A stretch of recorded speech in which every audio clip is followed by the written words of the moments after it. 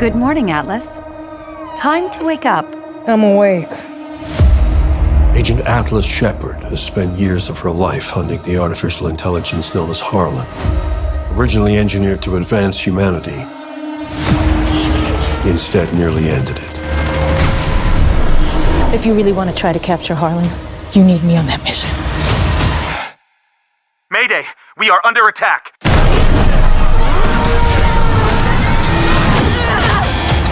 What do I do? Stop it! Oh my god.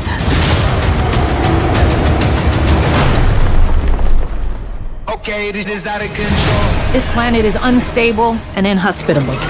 Atlas, my name is Smith. Is that really necessary? You're a computer program. I'm driving through LA and out in broad snow.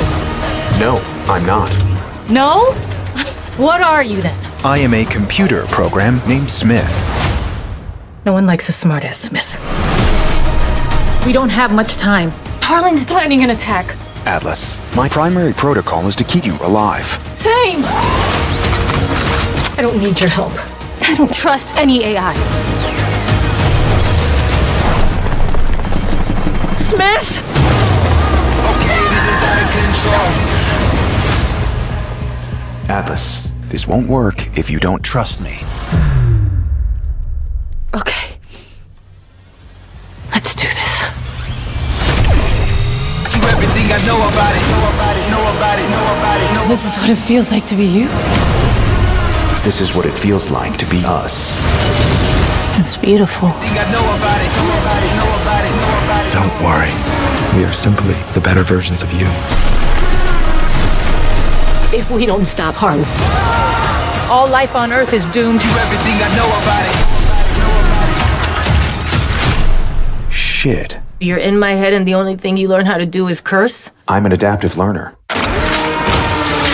Okay. Let's go, bitch. Okay, this is out of control. Okay, this is out of control.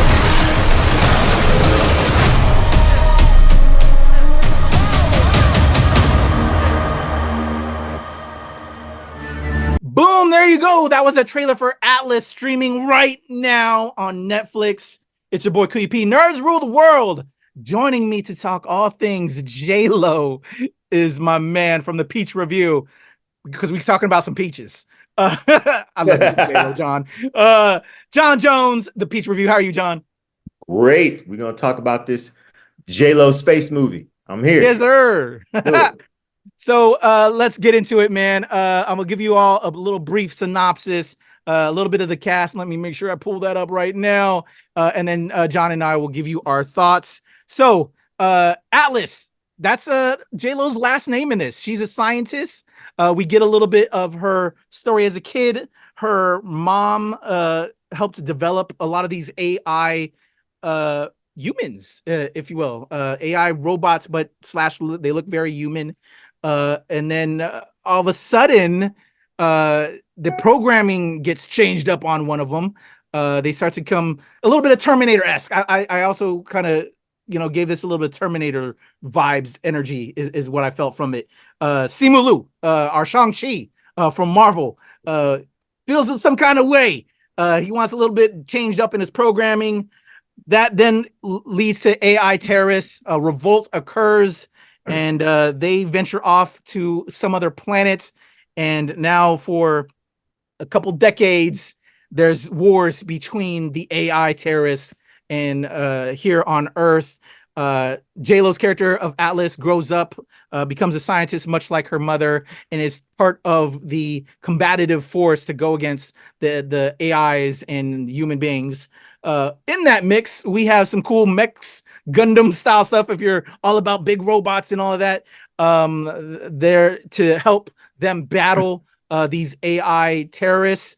And with that being said, because they utilize it to combat that threat, because J-Lo was involved and seen some things as she was younger in battling these AI terrorists, she's a little apprehensive on working together, but knows that it's a necessity in order to take down the threat. We also have Sterling K. Brown from This Is Us in there. I thought there'd be a lot more Sterling K. Brown because I love that actor. He's great in This Is Us, and he was also phenomenal in my top film of last year that is escaping me at the moment. American Fiction. Thank you, sir. I appreciate you.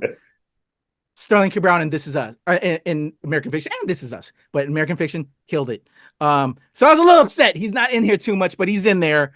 That's your main cast, your crew. We also have Mark Strong, our former Sinestro from that defunct Green Lantern film way back when.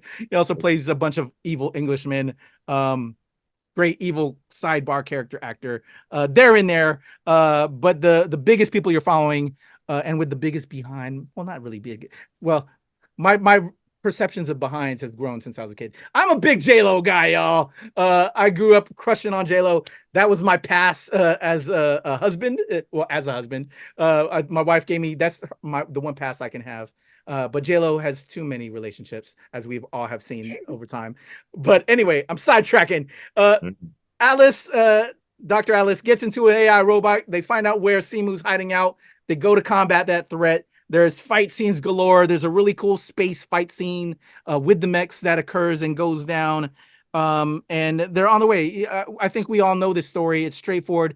AI Terminators, you stop the threat, and then we see where human and AIs are going to go through and coexist towards the end. That's your brief synopsis, your cast. Yeah, so let's get into it, John. Let's talk about this film. Did you know about this film before you saw it on Netflix? And just then we'll get into your thoughts about your vibe about the whole film. Okay, so I heard it was coming out on Netflix, and I didn't bother hitting up any of our reps to get a screener. I was just like, I'll just wait till it comes out. So the wife and I did a dinner date. You know, we pulled it up and watched it. There are things I like, but there are some things I don't like.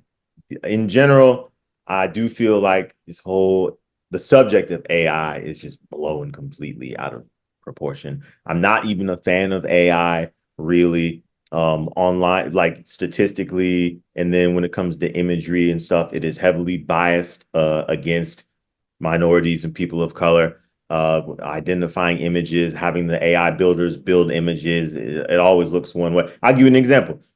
My wife messed around and used the AI generator for an image and was just simple. It was just like, black man, glasses, this and that. And what came out was a guy that, are you familiar with Street Fighter? Of course. Yeah. So I look like DJ, dreadlocks, dark skin, gold. Yeah. I'm just like, see, this is why I hate AI. Just things like this. It can be cool, but it clearly needs improvement. When it comes to this film, the premise is cool. They don't have enough Sterling K. Brown at all. That he is not in it enough. I like the character that he played.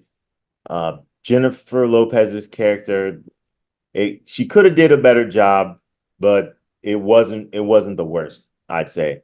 Her relationship inside of the Gundam style mech machine, like, she doesn't trust it. There's a lot of things in there reminded me of like Tesla, the Neuralink type vibe that was going on with you got to sync with the suits and things like that. I was like, okay. The fight scenes were cool, like the stuff in outer space with the battles. Those were cool. A lot of her monologuing wasn't a fan of. Yeah, I was like, this is poor writing, and this isn't being executed. And the other thing, she looked, I don't know if this was on purpose or not. Probably need to do some background research, but she looked a lot older when she was an adult. And then by the end of the movie, she changed her hair and started wearing like, the stretch pants, the like athleisure stuff that women wear. And I'm like, okay, now she looks 30. Why you got her up in here looking like a 90s heartthrob as an older adult in the beginning? But then at the end, she looked like she just got her doctorate from like Virginia or something. Like, why she look younger in the end with her hair straight and the clothes she was wearing? And then in the beginning, she looked like somebody's like mother. She was the mother of a teen. And it was like backwards. That looked weird. Because if you look even in the poster on your background, you see it's like she's stringy, and like the clothes she was wearing is something like a more mature adult would wear. And then at the end, she looked like a straight up 30-year-old, athleisure, straight hair, athletic build. I'm just like, you got her looking all frumpy and We like, and because she was supposed to be a scientist, my PhD having wife is a scientist. She don't dress like that. So why'd they do that? I have questions. I feel that. All right. I respect John. I feel that, man. I know you love her. Let me hear it. It's not a great film. It's not a great film by stretch of imagination. But there are recent films with big budgets. One that I watched recently with John and Anthony, because it's all about Watchers. I'd watch Atlas again over Watchers. John, I would too. I'm saying I would too. I think by the end of this year, Watchers is going to be the worst film of all time. Well, it'll have taken on so much. Anyway, it's not, Shakespeare. It's a good popcorn film. And I know I'm somewhat biased because I'm all about J-Lo. She is aging in different respects, but it is weird. And you actually had me wanting to watch it again to see the age transformations that you just spoke of.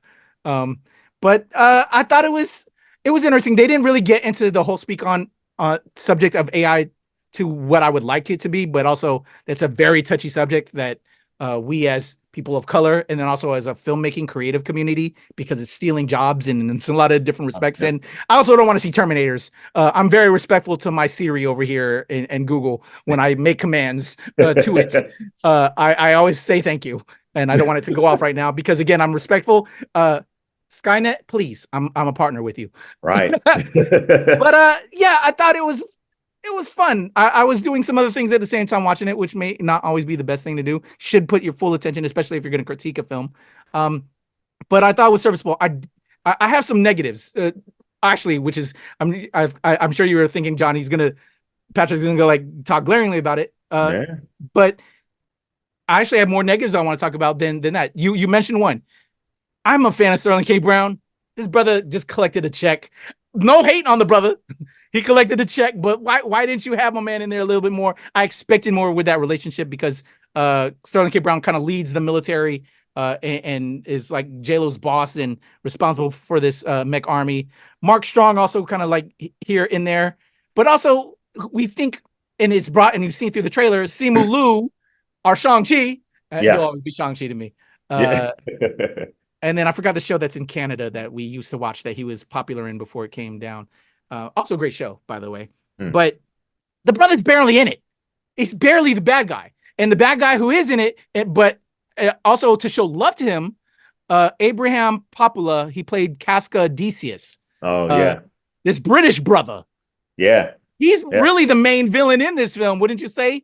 Yeah. To a degree. He's the one that she's facing off against the majority of the film. Yeah. Brother does a great job, but like we got misled. You threw these big name actors in Simu and Sterling and Mark Strong, but those guys aren't even in this picture. But so those are just some negative things. But the big positive and what I think carried this film for me, John, was the relationship that she actually does have with the mech and the conversations that she's having. I do like that. The relationship that they build gradually over the film, I did like that too. So, yeah, so that's just because I think we can all relate to when I think you and this is what brought us together, when we all experience people and we have differences. But when I think it's a real test of showing when we may be two different people, but when we communicate and we can come together.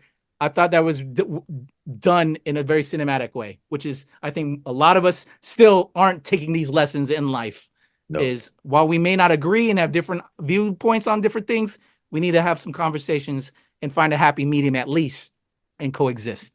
So that's what carried the film, and cool action scenes out in space. I really like that. Not enough of that. But I thought it was a cool popcorn film. Any favorite moments, favorite cat character, anything on your end, John, to highlight? Well, or least favorite. Kind of to piggyback off one of the things that you said. I found it interesting that the media tour that's been going on has involved J-Lo, Sterling K. Brown, and is it Simu? Simu, yeah. Simu? At least I think. I'm not entirely sure. It's been those three. But we see more of Abraham and the other, I can't remember the other character's name, but we see more of them than we do Sterling K. Brown's character and Simu's character. So I kind of feel like that's a little bit misleading that you put them out there. And we didn't see enough of Mark Strong, because Mark Strong is a fantastic actor. So yeah, we didn't see enough of him. I guess my favorite part would be towards the end. I don't want to ruin anything, but when like they start seeing eye to eye and some last minute decisions have to be made. I thought that was cool. And also, let me bring up this little minor, but still, I should bring this up. As a faith-based man, her monologuing and her lines, like, I am not a fan of the combination of the word God over here and then the word damn it over here and then combined. Like, if you drop it once or twice, okay, no big deal. She said it well over 10 times. She would be monologuing and then say it scene after scene after scene, to the point where I was like, this was on purpose. Like, it happened so much that even if you remember, the robot copied her and said it towards the end. I don't even know if you remember that, but it happened. Wow. So those things stand out to me. And I was, why is she saying it so much? And then the robot said it. I was just like, this seems on purpose. But little minor thing I wanted to note because it stuck out to me. No, I feel that. Now, again, making me want to go back and check it out again to see Hey, these little different pieces. we can go back and check this out again as opposed to seeing the Watchers. Yeah, I'm with you. What do you think about J-Lo, real quick? I'm curiosity's sakes in regards to this film. Do you like J-Lo's films? Do you think she's got some panache? Was this, of the films you've seen, did you mind her in this? I didn't mind her in this. I didn't mind her. It wasn't the worst. We've seen the worst. It wasn't the worst. I would say it's between average and above average, but I wouldn't say it was bad. No, she did okay. What about you? Yeah, I would definitely a fun popcorn flick. Between average and above average. Yeah. But towards the average film, to be honest. There's some moments that, you know, I think what carries it as a young nerd and fanboy, again, J-Lo ain't too hard on the eyes. We got some mechs, we got some space stuff, we got some cool effects. So that's what carries it for me. But then I think it's solid and it's a good story in regards to like relationships. Again, two people coexisting. I like the story that it's ultimately trying to say. I, as a nerd and filmmaker, in regards to like AI and technology and all of that, that would have helped put it more above average. Giving us more Sterling K. Brown. You know, we have this great POC cast in here too, if you will. You know, let me see more Simu. You gave us a great guy. And again, shout out to the brother the British cat that is kind of like the predominant villain in this. You know, this is, in which is also why I don't want to shit on it. Because we look at this cast: Puerto Rican, black man, Asian man, you know, the other black brother in the British cat, you know what I'm saying? And then you got Mark Strong. So he's the one English cat in this. So look at us. We rarely get these opportunities to lead these films. Very true. So that's why, you know, I'm a fan of this, because I want opportunities for us to show and shine and tell our stories. I just wish, you know, we can polish up things a little bit more, but we'll get there, you know. But no, I thought it was a fun ride, enjoyable story, and it did speak on certain things, and hopefully people will get these messages through entertainment, because we're obviously not talking to each other in person out here in this real world, and that's why I love film, and then this is the way we can speak to inspire and educate another generation. Facts. So let me get off my soapbox. They probably, man, here comes the woke podcast now. Here are these guys talking, but whatever. Preaching peace. You know what I'm saying, bro? So thank you, John. Thank you for your time talking things, Atlas. What do you got going on over at the Peach Review? Same old since the 5th, my friend. We are Tribeca based for the next 2 weeks. And then, Tribeca. And then Tuesday and also Inside Out 2 coming soon.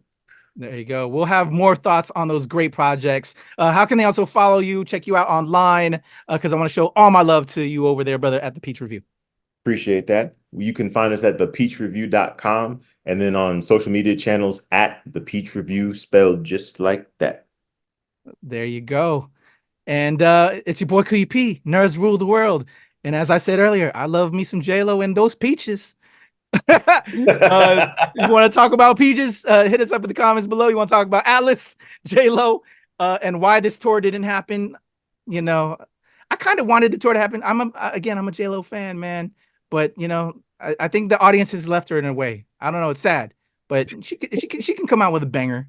She can come out with something. Anyway, your boy Creepy, Nerds Rule the World. Shout out to my brother John Jones, the Peach Review. We love y'all. Peace.